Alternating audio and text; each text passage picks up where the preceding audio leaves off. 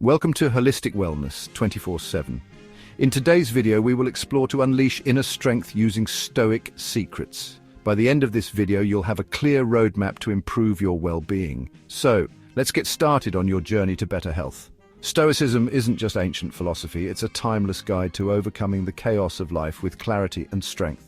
Today, I'm diving into the 7 Stoic principles that have stood the test of time. These aren't just ideas, they're tools you can use to conquer stress, find balance, and become your strongest self. And I'll show you how they've worked for me. From resilience to self-control, these principles aren't just for philosophers. They're for anyone ready to face life's challenges with confidence. The Stoics believed in living in harmony with the universe, in understanding and accepting the natural order of things. What does this mean for us today? It means recognizing that there are things we can control, like our thoughts and actions, and things we can't, like the weather, the economy, or what other people do. So often we waste precious energy resisting what we cannot change. We get angry at traffic, stressed out by deadlines, frustrated when things don't go our way. But the Stoics teach us that this resistance is futile. It's like trying to swim upstream against a powerful current. It's exhausting and ultimately pointless. Think of a mighty oak tree standing tall in a storm. It doesn't fight the wind, it bends with it. The tree's strength lies in its ability to adapt, to yield when necessary. And like that oak, we too can find strength in acceptance. This doesn't mean becoming passive or resigning ourselves to whatever life throws our way. Instead, it's about focusing our energy where it matters most, on what we can control. We can control our reactions to events, our choices, our mindset. Living in accordance with nature means aligning ourselves with the flow of life. It's about embracing the ups and downs, the good and the bad, knowing that everything is temporary and part of a larger interconnected whole. When we can accept what is, we free ourselves from unnecessary suffering. We create space for peace, wisdom, and even joy, even amidst life's inevitable challenges. Remember, it's not about controlling the world around us, it's about mastering ourselves. Now, this next principle might sound a little counterintuitive at first, but trust me, it's a game changer. The Stoics practice something called negative visualization. I know it sounds a bit dark, right?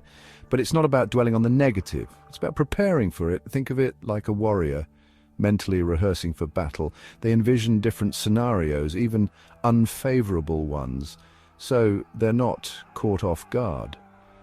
In the same way, negative visualization helps us build mental resilience. We imagine potential setbacks, losses, or challenges we might face. Now, this isn't about becoming pessimistic or expecting the worst to happen. It's about mentally preparing ourselves so we're not blindsided when life throws us a curveball. By visualizing potential difficulties, we develop a plan of action, a sense of preparedness. Let's say you're worried about losing your job. Instead of letting that fear paralyze you, use negative visualization. Imagine that scenario. What would you do? How would you cope? By thinking through the possibilities beforehand, you're not just worrying, you're strategizing, you're taking control. And when you've already mentally prepared for a challenge, it becomes less daunting, less likely to throw you off balance when and if it does occur. This practice helps us appreciate what we have while also preparing us for the inevitable ups and downs of life. It's about facing our fears head-on rather than letting them control us from the shadows. In the hustle and bustle of modern life, it's all too easy to get swept away by the current, to live on autopilot, reacting to whatever comes our way. But the Stoics urge us to live with intention, to be conscious creators of our lives, not just passive passengers. Living intentionally means knowing your values, what truly matters to you, and aligning your actions with those values. It's about setting a course and then navigating life's waters with purpose, like a captain charting a course on the open sea. Think about it. If you don't know where you're going, any direction will do, right? But when you have a clear destination in mind, you can make choices that move you closer to your goals, even when faced with obstacles or distractions. This doesn't mean having it all figured out or adhering to a rigid plan. Life is full of surprises, and sometimes we need to adjust our sails. But even in those moments of change, we can still act with intention, making choices that align with our values. Ask yourself, what kind of person do I want to be? What impact do I want to have on the world? Your answers to these questions will reveal your values, your guiding principles. Once you know your values, you can start making choices that reflect them. Each decision, no matter how small, becomes an opportunity to live with intention, to build the life you want, brick by brick, day by day. Remember, life isn't about finding yourself, it's about creating yourself. So set your course, adjust your sails when needed, and navigate with intention. Chapter 4. The importance of self-reflection. In our fast-paced world, it's easy to get caught up in the daily grind, to constantly be doing without taking the time to just be. But the Stoics understood the importance of self-reflection, of taking the time to look inward and examine our thoughts, actions, and beliefs. Think of it like tending a garden. You wouldn't just scatter seeds randomly and hope for the best, would you? No, you'd prepare the soil, plant carefully, water regularly, and pull out any weeds that threaten to choke the growth of your plants. Self-reflection is the same. It's about cultivating our inner world with as much care and attention as we give to our external achievements. It's about taking the time to understand ourselves better, our strengths, weaknesses, motivations, and values. The ancient Greek philosopher Socrates famously said, "The unexamined life is not worth living." His words ring true even today. Without self-reflection, we're like ships sailing without a rudder, tossed about by the winds of circumstance. So how do we practice self-reflection? It can be as simple as taking a few minutes each day to journal, meditate, or simply sit in quiet contemplation. Ask yourself, what went well today? What could I have done better? What am I grateful for? By regularly examining our thoughts and actions, we gain valuable insights into ourselves. We identify patterns, recognize areas for improvement, and align our behavior with our values. Chapter 5. Mastering your emotions. We've all been there, hijacked by our emotions, swept away by anger, fear, or anxiety. It's easy to feel like we're at the mercy of these feelings, powerless to resist their pull. But the Stoics teach us that we're not slaves to our emotions. We have the power to choose our responses. One of the core principles of Stoicism is the idea that events themselves are neutral. It's our judgments and interpretations that color them with emotion. Think about it. Two people can experience the same event, but their reactions can be vastly different. One person might see a setback as a disaster, while another sees it as an opportunity for growth. The difference lies in their perception, their mindset, and the good news is our mindset is something we can control.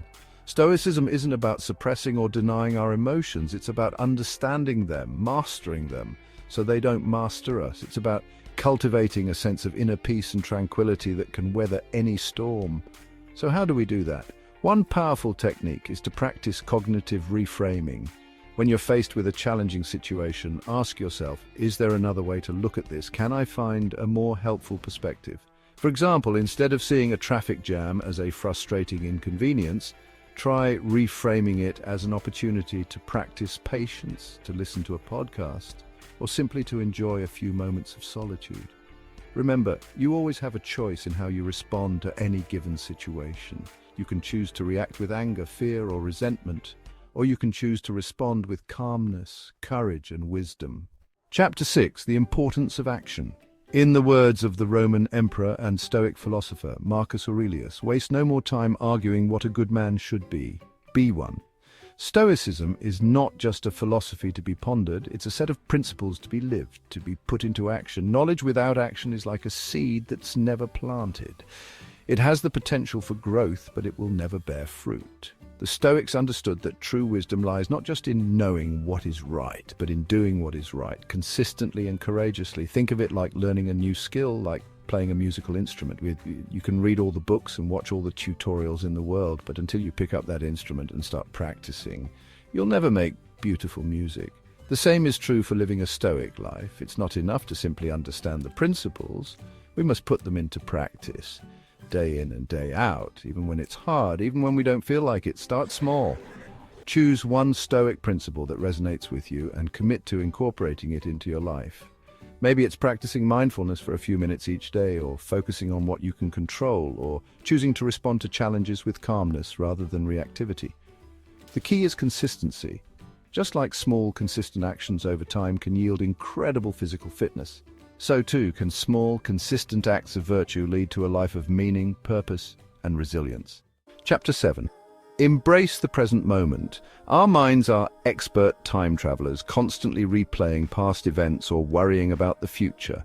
But the Stoics remind us that the only moment we truly have is the present moment. The past is gone, the future is uncertain, but the present is where life is happening right now. Worrying about the past is like carrying a heavy backpack full of regrets, mistakes, and missed opportunities. It weighs us down, preventing us from fully experiencing the joy and beauty of the present. And agonizing over the future is like staring at a map instead of enjoying the scenery on our journey. We get so caught up in planning and predicting that we miss out on the richness and spontaneity of life as it unfolds. The Stoics taught that true peace and happiness are found in embracing the present moment, in fully experiencing whatever it is we're doing without judgment or distraction.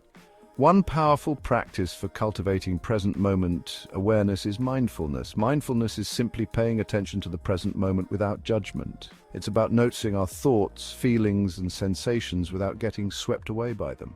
You can practice mindfulness anywhere, anytime. Try focusing on your breath, noticing the rise and fall of your chest as you inhale and exhale.